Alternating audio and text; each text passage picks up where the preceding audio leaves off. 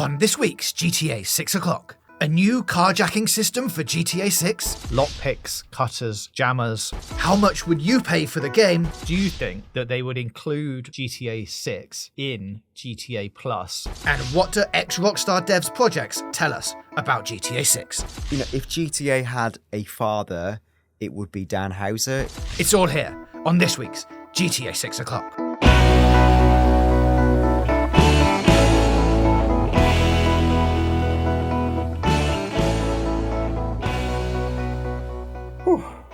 That's huskiest yet. Yeah. Need a recovery from Been that. doing a lot of talking. Yes. Hello, everybody, and welcome to GTA 6 o'clock. I am JJ here with Dan Dawkins, and you join us for episode 26 as we're about to talk all things GTA. But first, Dan, let's catch up on the week's news. We left last week's episode asking people if they would like this show to stay weekly, and the overwhelming response was yes, please keep doing it. So here we are, and here we go down the track. Here we are. I'd like to announce we're going fortnightly. No, we're not. We're staying weekly. I just don't want the quality of the show to suffer, so we'll keep providing you good content as long as there's appetite for it. Yes, and there is lots to talk about anyway, right? So I'm not sure what we were worried about, really. Let's crack on. First of all, shout out to everyone who commented on last week's episode telling us to keep going. Philip Taylor, Mr. GTA Man, Jamie Hexam, Crazy Dude 53, Mr. Weird Teen. So many more people. Thank you all. You might not think you are making a difference, but by commenting, you really are helping us out. And we do read every one of them. So please keep that up. If you're listening on Spotify and other podcast services, please keep rating the podcast. It helps. We like it. It makes us feel good, if nothing else. So, as we said last week, just 510 days to go then, Dan. For reference, though, Red Dead Redemption 2 became available for pre-order approximately 130 days before its launch. So actually, it's going to be really easy, and there's only 380 days to go until pre-orders open. That's taking a load off. Thanks for that information. Yeah, that's a whole extra 130 days just wiped off the calendar. So we're all good. Right, let's dive into one of the topics for this week then, Dan, and that is the price of GTA 6. There's been quite a lot of things popping up since our last episode saying that this could be, and this being obviously GTA 6, one of the first games to break the $69.99 or like £60 in the UK price point. EA Sports F1 24, for reference, is currently like a £60 game in the UK. Spider-Man 2 is still £64 just off Amazon. This is digital storefront prices obviously differ. But I thought we'd have a little look at sort of the state of GTA 5 as it is now and when it launched, and like what that might mean for 6. So obviously when 5 launched, it was a different time, a long time ago, as we mentioned quite a lot. Over a generation ago, you know, two console generations, PS3 to PS4 to PS5. It's about $59.99, like the standard rate is what it launched at. Now, there's currently loads of different editions of GTA 5 that you can buy. You can buy it, and this is off the Rockstar site where it takes you to other storefronts, but you can buy GTA 5 for PS5 and PS4 for currently, this is all going to be in pounds as well, I'm afraid, for £49.99. That is currently the only way that you can buy the PS4 version of GTA now. Like, you have to sort of get it bundled with the GTA 5 version, I guess, in the hope that at some point you're going to get a PS5 and then you're going to get the upgraded thing. You can buy the GTA 5 Premium Edition on PS4, which includes GTA 5, GTA Online, and a Criminal Enterprises starter pack. That is only $29.99. There's also a whole bunch of GTA 5 PS4 starter packs that include like shark cards from between $39.99 to $74.99.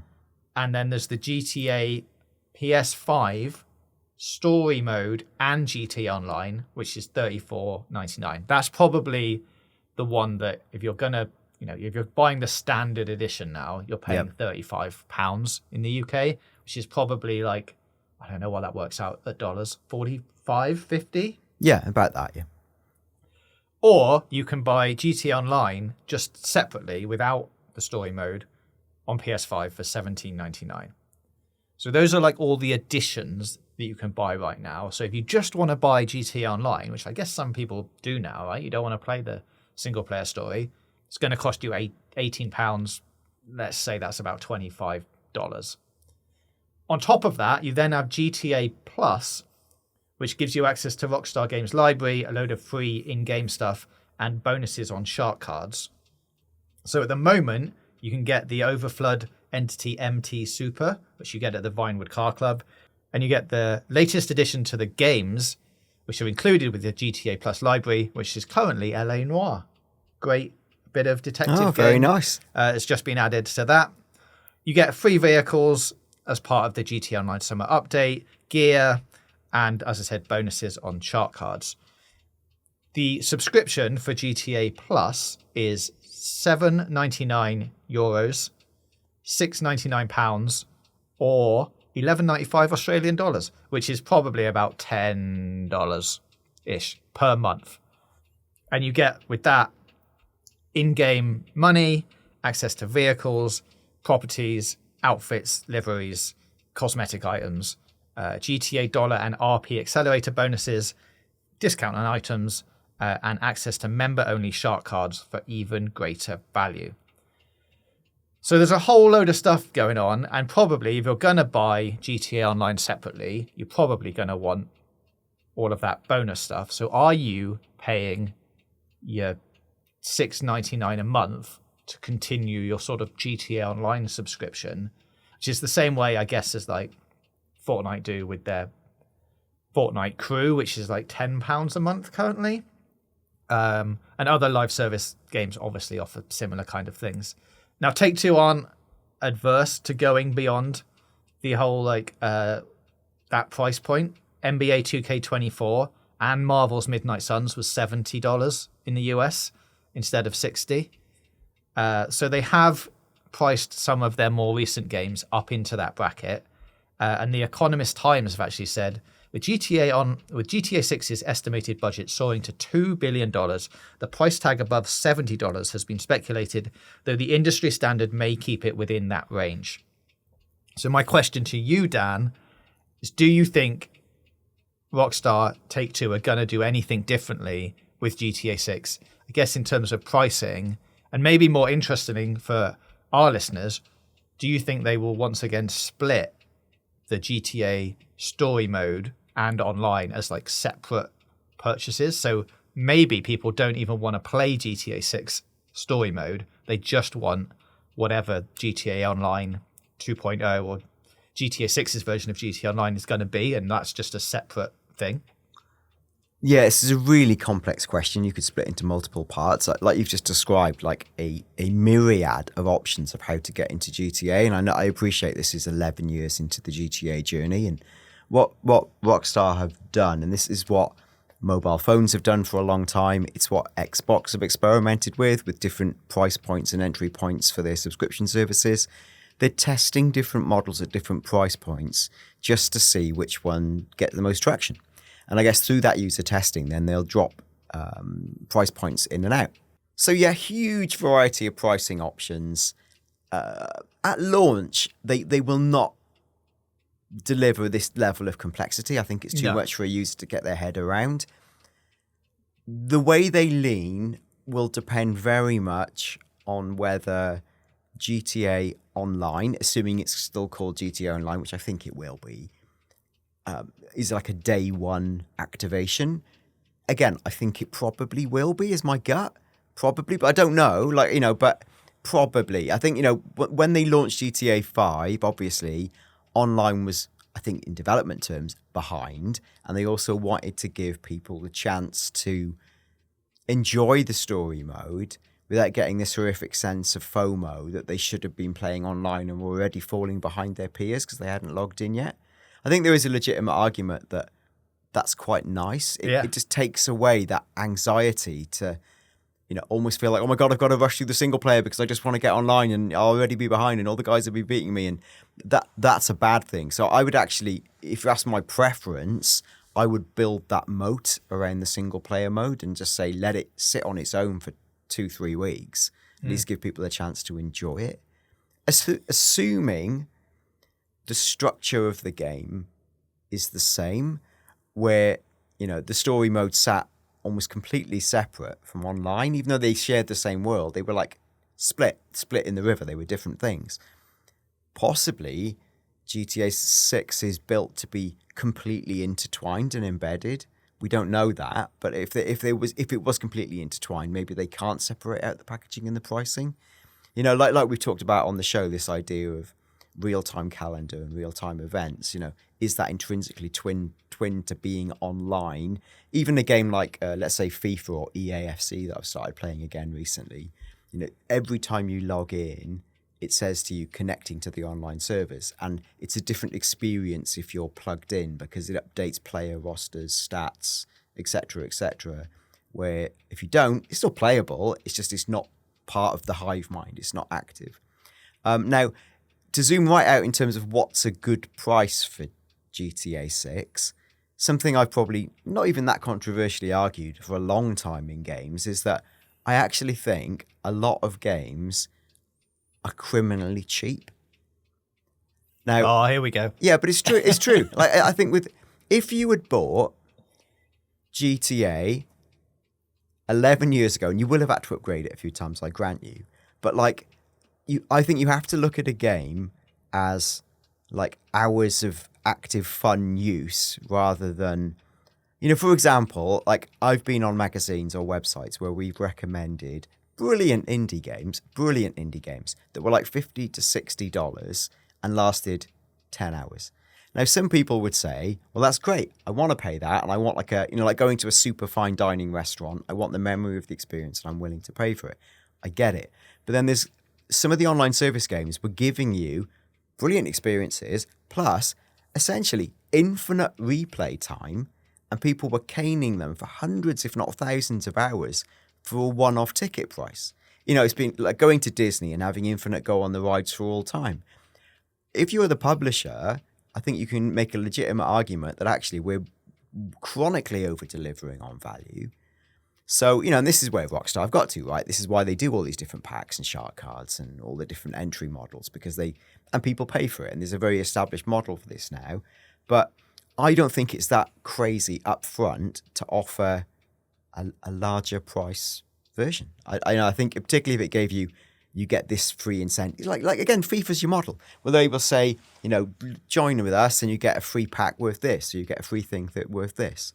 I could easily see $70 being a thing. And whilst that's only $10 more per unit, when you're selling, multi-millions of units, yeah. it's a load of money. But, this is an astonishingly expensive development with thousands of devs on really good median salaries working for over a decade. The costs will be astronomical. The marketing costs will be astronomical. They'll more than make their money back. I'm not worried about them, but I would understand the temptation to increase the price, and I'm not even sure I'm angry about it. No, I guess we probably wouldn't be if it was $5, maybe $10 pounds more. You'd be able to argue with yourself. Well, actually, I'm going to get loads of value out of this. I'm going to play it for ages. It's definitely worth it. It's one of the, if not probably going to be the biggest game of the generation of the PS5, Xbox Series X generation. So of course I'm going to buy it. And if I have to pay a little bit more for it, fine. You can see the fallout from it though, with all, the angry online fans, and probably some headlines will be the most expensive game ever releases this week or whatever. But yeah, once you manage to frame it in the, it's taken them over 10 years to make. Loads of people have been working on it for that long. It's got loads of development costs. You can justify it to yourself easily. And I'm not that, I wouldn't be that sad about paying. I mean, look, obviously I'm going to get the special edition, which is going to be like £200. So it doesn't really make a difference. And that probably doesn't even come with the game. I guess the challenge becomes if the the ticket price, so to say, is so expensive that the minimum you can pay to get involved with GTA is, say, $70. That's going to keep some people out of the market, so to speak, because it's really high. And I think if I looked at this to say, not just as a player, but as a parent of kids who play video games, that's a big price to pay if I had to pay $70 to get involved. I think probably the way Rockstar might do that is if they did follow this model of, and I'm not saying they are, but if they did follow this model of keeping the single player and the GTA Online component separate, they could launch GTA 6 as we know it at a certain price point, and then weeks later launch like they've done now a standalone online only, and it's a bit cheaper, like $30-$40 or something, which is what they already do, because a lot of people, once they've done the story mode, it's done. Yeah. And then you just want the other thing in perpetuity. And I would imagine like the people, and I'd love to know the statistics of this. I'm sure Rockstar have the data. Because GTA 5 is so old, people probably finished the single player, maybe even as far back as PS3, maybe bought it again on PS4 and finished it again and went, do you know what? I don't know if I can buy it again for PS5. I'm not going to play that single player again. So I do just want the option to upgrade to being online. So it's a slightly different calculus because that game is so old and they've had to create so many different price and entry points to it. It's so hard to predict with 6 because the very nature of how online works in 6 is tied, I think it's tied intrinsically potentially to the pricing and how they do it. I guess my fundamental point is that it's about value. And I think what I hope Rockstar do really well is be transparent about the packages, their value, what you get and how important they are. Because, you don't want to feel like they're ripping people off. Even if you look at something like PlayStation's tiers, they do quite a good job of explaining what each tier is with those little boxes. You get this, you get, and they tempt you up a tier all the time. But I think you need to have an idea in your mind of, that sounds like value, but I'm literally not going to use it, so it's a rip-off. So it's a plea for transparent pricing, I think, on my side. Yeah, and I think, like, going back to your point about story mode versus online, I can see, in my mind, from my point of view, that they would be split into two different products almost, because especially like, or maybe not at the beginning, but especially a bit further down the line, like you say, people might feel like, oh, I've missed the boat on the story mode. It's it's been out for 6 months. I don't really need to do that, but I've heard GTA Online is where all the action's at, and I actually just want to play that. And you might then get a GTA Online only price point where you can just jump in and play that.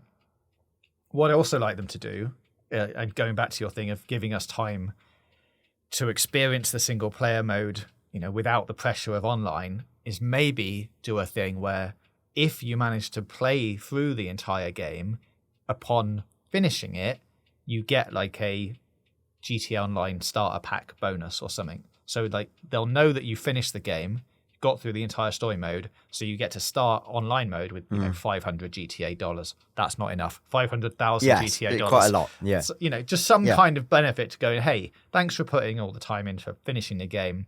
Now off you go into online. Here's a nice car for you to drive around for a bit in, or something like that would be nice. That would be a good incentive. And I think it's possible that you could have bought GTA Online like on the current generation and not have to have spent another penny. But when they do the big content drops, it felt like you really did have to spend money, because grinding to get the amount of dollars you needed to buy the right apartments and what have you felt almost prohibitive to anyone who hasn't got a tremendous amount of free time and or is highly skilled. So I felt like really they were not forcing you, but extremely encouraging you to spend more money. So I think it would be a nice reward if you did sink, say, 70 hours or whatever length the single player campaign is going to be, to give you that little online push to go, right, off you go. There's a bit of money to spend. Go and have a good time.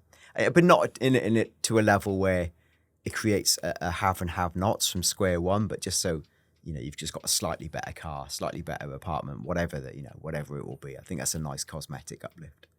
Yeah. So the subscription model that we talked about, GTA Plus, of currently £7, about $10.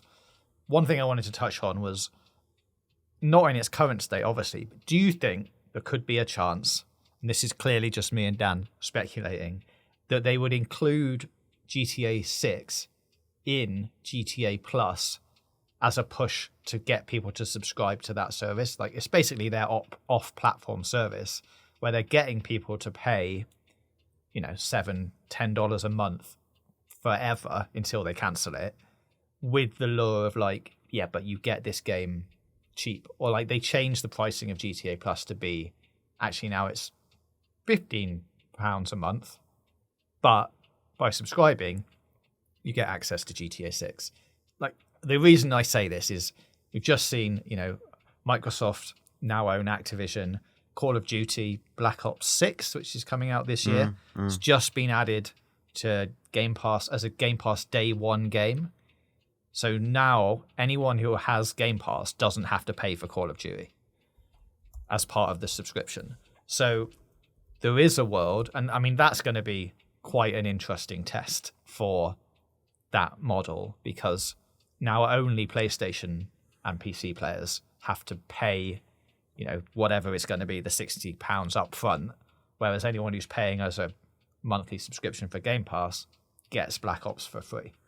This is because essentially because Activision are now owned by Xbox and Microsoft. Yeah. They paid $68.7 billion for the luxury of giving it away free, not free, as part of Xbox Game Pass, because clearly that purchase was always about advancing their long-term goals and getting people to sign up. Now, I don't want to get too sidetracked. There's definitely a world where Xbox might have wobbled on their ambition to make Game Pass the be-all and end-all, with all the winding back of studios and what have you. But I think actually it's more like they're going to keep going with it, but they're going to build around ultra-pillar franchises, and COD's like the ultra-pillar franchise.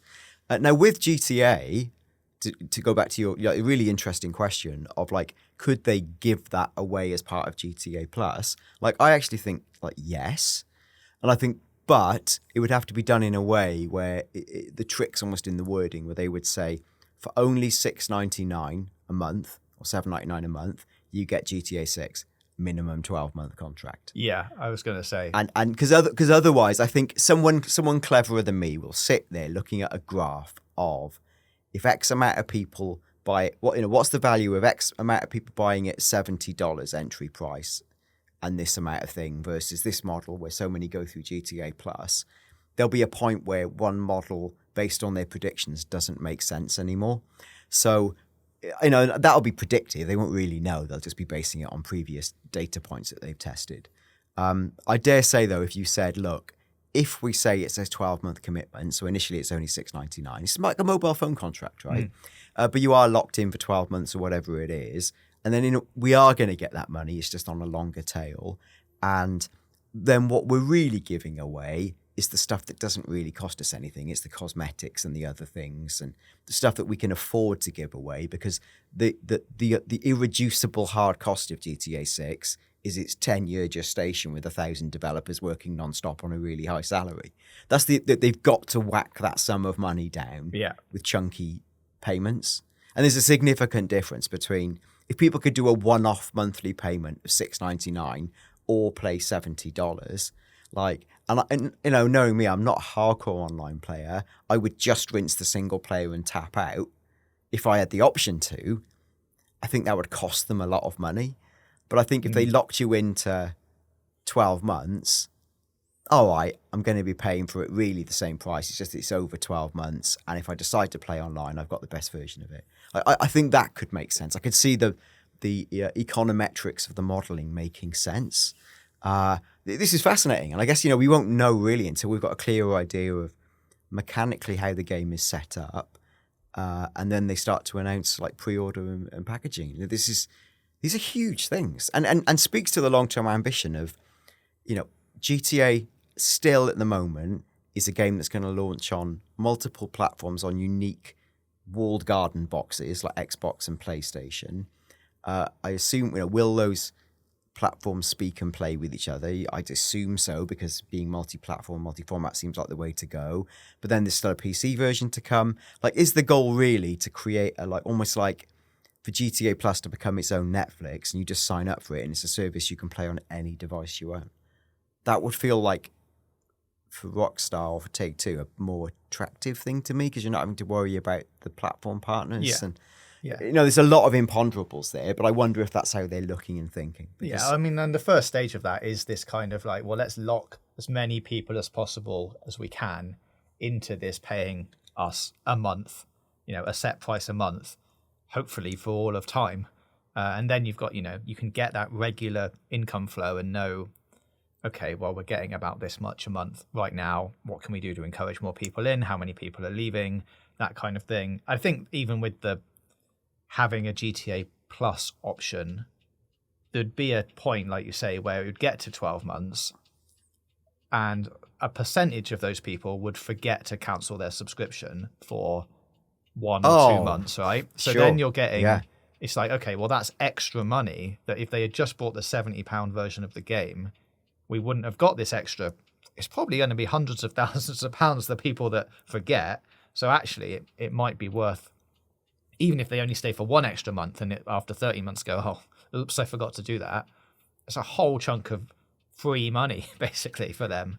Yeah, and the stuff you're getting free every month, like let's say it's a certain amount of bonus dollars or cosmetics, there's not really a cost. It's a fake economy. Like it's an economy that Rockstar created through scarcity, but there's not actually much cost to Rockstar for doing that. Like I should know this. I'm an economist, like by trade, but it's like the marginal cost of creating each extra unit is so slight they can just give them away essentially, but also get away with charging more than they're worth. Let's see. Like it's so hard to be precise about this because there's so many imponderables. Yeah. But I would dare say they would look to offer multiple entry points, just not as convoluted as the situation we're in right now, because like what you just described at the start of all the different ways you can get involved is slightly mind-blowing. And I think for the average punter who's like, I just want to play GTA Online, what's the best way to do it? You almost need your handheld to go, it's like this. And if you're not that bothered about this, it's like this. Yeah, on launch, there'll be, 2, maybe 3 options, and that'll probably be it. Be like, buy the whole thing,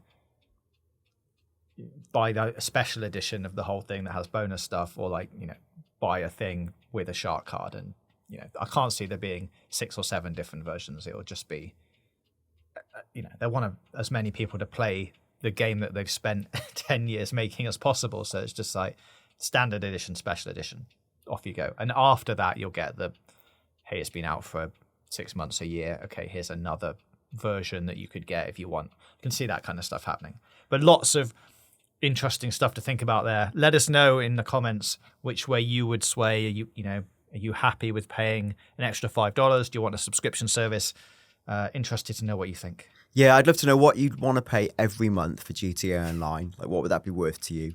And are there any other games out there that you think do pricing really well in the online space? Moving on to our next topic then, and we've got a new carjacking system for GTA 6. Now, those familiar with the leaks from 2022 will probably know this and may have read a lot about it or talked a lot about it, but it's something that we haven't explicitly covered on the show. So things, again, going around the last couple of weeks is that GTA 6 will feature a new carjacking system that requires unique lockpicks, cutters, jammers, that kind of thing that, cars around the map are going to be harder or easier to steal depending on what age they are. Yeah. Now, this apparently has come from one of the leaked clips where there's a character that we would call Jason, like sort of enters a cargo container. And just before this, a developer command is inputted, which seems to grant them like loads of items. It's obviously just a way of filling the inventory with everything that they might need.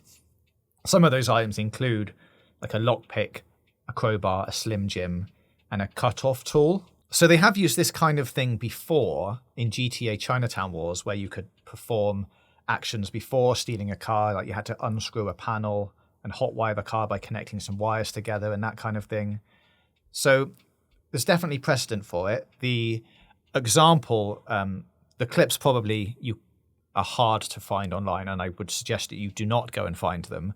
But there is like a few documents and definitely a load of information that says this kind of thing of what's out there, which you can still go and get, which says like things like jammers might be used to block GPS tracking for when you're being tracked by the police. Slim Jims were suggested that they'd only be used for old cars that don't have like modern defenses, and immobilizers would be the thing that you'd use to bypass getting into luxury cars, that kind of stuff. And I guess the interesting thing to talk about here is obviously these things have all come from that leak that was from 2022, which is even now 2 years ago, but obviously was still from an old build of the game back then. So do we think, speculatively, that we think this kind of thing will make the final game? I will open that up to the floor. Like, do you think they're going to have like this kind of new system? And like, is it exciting for you as a player to have this kind of thing that isn't just you go up to any car, you punch the window with your fist, you drag the person out and you drive away? Like, it feels like now it's like a new level of immersion, right? And it's becoming much more realistic for, well, if you want to steal the in-game Lamborghini, you have to go and find an immobilizer tool and you have to hack it and it takes a bit longer and that kind of thing. Or, I guess, are these things just going to be restricted to single-player story missions that it sort of leads you down that path of like when you were planning a heist, you have to get all the right things to steal the right cars? I think broadly this makes a lot of sense. I mean, let's not forget GTA means Grand Theft Auto. It is, in its very genesis, a game about stealing cars. And I think it got almost, that element of it got lost. Yeah. And like you say, it became so easy just to go next to any car, press triangle, or, just jump inside. And the guy might go, oh my God, buddy, and start swinging for you. But it would basically be quite easy. And I think it's all the devil's in the detail with this stuff. Adding levels of layering where certain cars are just literally inaccessible unless you've got really advanced kit, expensive kit, knowledge-based kit. Where they'd have to be careful, I think, is if, depending on the mission design, if a mission became infuriatingly hard to complete because there were no cars that were accessible at your current, entry level. So you and this could also be a plot point. Let's say you performed a small time heist in a really high end area where all the cars are like mega code protected. Done in the right way, that's a hilarious mission parameter where you're like, oh my God, I can't get in a car. You have to steal, you could make a comedy of it. You have to steal a scooter or a skateboard or whatever it is. Again, skateboard's a different question and becomes a bigger thing. But like something that's more silly and fun, and that becomes part of the story, even though it's tied to the mechanics, that could be really good. The flip is that it just really pees you off. Yeah. Because, like, oh my God, I just want to get a car. I'm going to get this. So they're going to have to really be careful about how they calibrate a tiered system like this. And I guess it could be tiered either by you literally pay more money to get certain unlockables, or it's like you meet different people who teach you different skills, or you recruit different people who give you different skills. It ladders up quite well to real life because there's a lot of reporting in real life car world about basically security of cars. Like there's a whole massive black market certainly in the UK of Range Rovers. Like you can barely get insurance on a Range Rover because they are so highly requested for theft that there's like a cat and mouse game of like the thieves are always like 1 month behind the lock manufacturers. And in this constant cat and mouse game of how do you encode, we beat in the code, is endless. I wouldn't want the game to be like that. It would be exhausting. Sure. But like a little version of that would be quite realistic. And I think it'd be a clever way to cap out the top end of the vehicles. It would definitely, I think, add a bit of, make it much more dramatic if you're trying to hack a vehicle like with a digital code and like hack into it. As the police, you can see or hear the sirens coming as they're getting closer and closer to you. So you have like roughly how long it takes to get into car X. Yeah. But the police are going to be there in 2 minutes. Do you risk taking 1 minute, 40 seconds to get into the luxury car, which will be much quicker and give you a better getaway? Or do you go for the oldie car from the 90s, get in and out quick, but actually it's higher top speed, it's not as good, and you might end up getting caught by the faster cop cars? Like it would add a fun dynamic to that kind of getaway procedure. Yeah, it would. And I think also the elements like, the survivability or destructibility of a car I've not tested this, but it always felt pretty much the same whether you were in a not very good car or a large car. I never felt like I had a huge destructibility advantage being in certain vehicles. But if that was a factor as well, that would be interesting, where say you were in armed pursuit and it was worth getting a car that was really pumped up, because then you could take a lot more hits and smash into a lot more lampposts. Like you'd think that, okay, it was worth waiting for that because it's high speed and super armored. That stuff like that would be interesting. It's all going to be in the balancing. Like you just, there's a risk it becomes super annoying. But like I believe they've experimented with, yes, and it's very true to the spirit of Grand Theft Auto. I think that's an interesting development. And a quick thing just before we go, Dan, I wanted to touch on something that we did sort of talk about last week, of looking at some slightly other projects that are around, but there are some ex-Rockstar developer projects going on that might tell us something about GTA 6, because we assume that these guys were still around in the early stages, at least, of conceptualizing 6. So it's interesting to look at their projects, seeing where they're going, and if it has any relevance to GTA 6 and the story in that sense. The first project that we've got is Absurd Ventures. Now, this is a studio that's run by Dan Houser and other former executives. Their project is called A Better Paradise. And I will read you the description of A Better Paradise, and then we've got the other title. So A Better Paradise is set in the near future. A Better Paradise tells the story of the ill-fated development of an ambitious but addictive digital game world project led by inventor and psychologist Dr. Mark Tyburn. You all right? You good with that so far? Yeah, it's funny. Good. As the advanced software they developed began delivering unexpected and disturbing results, the team fell apart under strange circumstances, and the project was abandoned. The game world and the super intelligence within were discarded, left dormant, and undiscovered until now. So that is going to be an audio series, starting off with an audio series that starts on like June 10th. So we might actually have a little listen to that on the podcast and do a little review of it.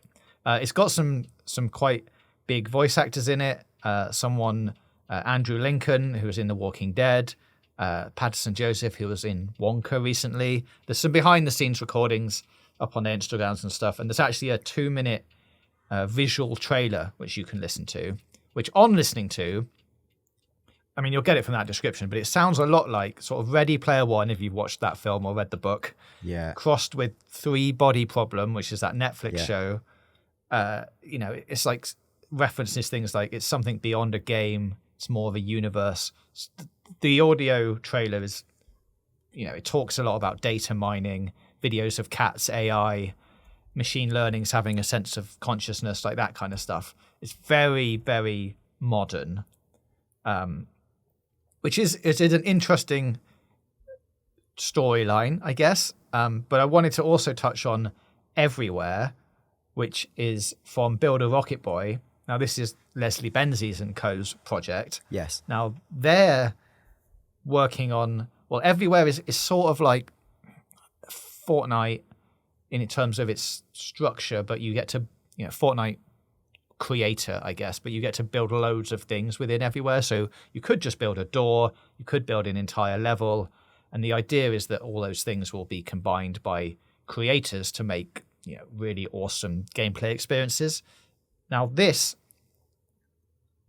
alongside that, they're also making Mind's Eye, which is said to be, they pitch it as a highly anticipated AAA story-driven adventure from Builder Rocket Boy. Embark on an epic new blockbuster journey set in a unique world involving futuristic vehicles and weaponry, corporate and government conspiracies, and sinister new technologies. Which, if you had said that was a spin-off to A Better Paradise, you'd be like, yeah, those two things are, coming from similar worlds. So I guess the interesting question is, are these projects treading, do we think, a similar path to some kind of storyline that we could see in GTA 6? Obviously, both of those were big leaders in Rockstar's development, and now have both gone on to basically do some kind of bigger new technology conspiracy-led project that's all about, AI becoming sentient and all of that kind of stuff. Do you think there's going to be any kind of similar storylines in 6? Yeah, it's so hard to tell. Like my feeling is that both of these ventures feel like they're verging into Matrixy territory, Very much like so. a sci-fi things with elements of the real world, as opposed to GTA, which has always felt pretty grounded in reality. I know that GTA Online went to some crackers places, but Online's felt like its own fiction and its own crazy things. But the core games have been quite real. I don't think 6 will suddenly turn into a quasi sci-fi epic. No. I'd be amazed if it was even really, apart from a few quips on the radio station, much to do with like AI and the rise of technology. I could see there being references and jokes, but I don't think it will be like core to what that game is. Like you say, it's more about the vibe, the atmosphere, the cars, all that sort of stuff. It doesn't feel like it's going to be about tech. It is interesting to see Dan Houser like go in that direction, because Dan Houser, if GTA had a father, it would be Dan Houser. He wrote the scripts. By all accounts, was a fairly autocratic hand on the till in terms of the voice and the direction of the game. And one day we may get to know more about why he left and was there creative differences and so on and so forth. And there's probably lots of stories to come out there, but it does feel like his departure is potentially the most significant in terms of the voice and feel. Though the voice, it's credit to the voice and feel he created that I think other people could easily mimic it. And then on the other hand, I think I've had this argument with people before saying, like, is Dan Houser himself, is the writing he does in GTA true genius, brilliant writing? Like, not really. But it's on the nose and on the pulse, and he is utterly prolific because the volume of dialogue in that game, and it is funny and it is good. It's just that it's designed for a video game where like thousands of conversations are happening all at once, and it's all a bit wild versus say writing a novel, which is like a different thing. It's almost like chipping something out of ice, a very sort of monosyllabic structure. It's not that at all. So it's interesting to see Dan go in a more sci-fi direction. Yeah, I guess we'll see. Like, it launches on June 10th, so not very long ago. Yeah, this is a 12-part audio fiction series. They're also working on a graphic novel called American Caper, which will be part of the same universe, I believe. So I guess come June 10th, we'll have a little listen and see where it's going. And the Leslie Benzies project, and I say Leslie Benzies, Build a Rocket Boy, is almost like led by like a tech and a model desire, where they've talked about it being like Web3 and having like blockchain components and building a platform that's more like a Roblox where games can get built in it, which is quite, if you start talking about that stuff too early, I think it freaks people out. Yes. So I think that's why they probably went. But actually, it's also Mind's Eye, which sounds a bit like a sci-fi GTA. Yeah, the sort of two separate projects that they're doing here. Like everywhere is, they say a community-driven gaming, a place where you can unleash your imagination to build, play, and connect in Arcadia, which is their like in-game world. So that's like everywhere. And then Mind's Eye is separate to that, but also like when they talk about the two projects, they talk about them together at the moment. Yeah. They're like, hey, but there's also this. So it's slightly confusing, but they're definitely going, well, Mind's Eye in particular is going down that government conspiracy route. And I guess for GTA 6, there's easily a world where one mission is a bit conspiracy, hacking, go into this government building, find some secret files, or, that kind of thing. Kind of stuff that we're used to in GTA, I guess. But yeah, like you say, can I see the entire story being wrapped around a sort of near future bigger threat from technology stuff?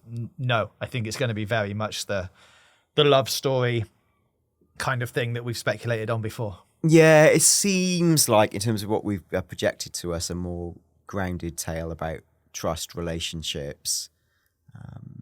It would be a very different trailer, I guess. Trailer 1 would have been very different if this was... There was it was almost the opposite of a thing that felt like it was going to go to high-level government conspiracy. It felt much more about, this is more of a street-level tale. Let's see, because GTA, they're long games and they do wacky things. Wait for trailer 2. And 10 years from now, when we're talking about whatever crazy online pack has been delivered and, Jason's half cybernetic and he's 10 got years from now, we're talking about GTA 7. Lucia's a brain in a jar or whatever it is as he jetpacks out to the Liberty City moon station. Who knows? Who knows where this is going to go? Well, that feels like quite the speculative point to end this week's show on. So thank you all for listening. Please let us know in the comments what you think about all the things that we've talked about. Keep sending in your emails, gtavio'clock@gmail.com. Keep getting in touch on Twitter @gtaboclock. Thank you again for listening and supporting the show. We really do appreciate it. And we will see you next week for another episode of GTA 6 o'clock.